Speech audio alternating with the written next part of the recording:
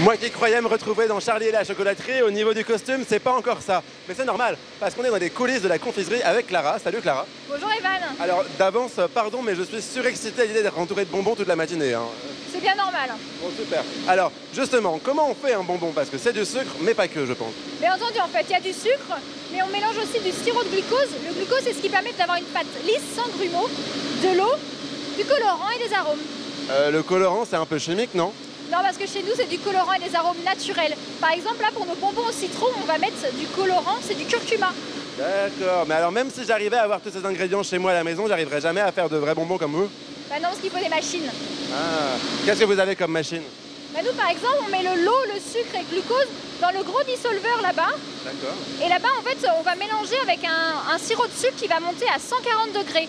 Ce sirop, après, va aller dans le cuiseur. Et en cuisant, il va devenir cette pâte à sucre cuit que les confiseurs travaillent par la suite à la main. Alors justement, est-ce que c'est cette pâte à sucre qu'on voit juste là devant nous? Oui, exactement. Là, ils sont en train de faire des berlingots rayés. Et ces berlingots rayés, c'est ces berlingots qui ont une forme de tétraède.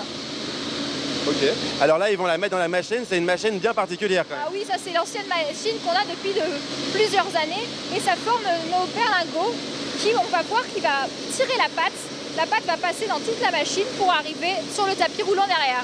Alors justement, la confiserie Pinson, elle a plus de 150 ans. C'est quoi votre secret de longévité? Eh bien, le premier secret, c'est tout d'abord de transmettre notre savoir-faire de génération en génération depuis le 19e siècle.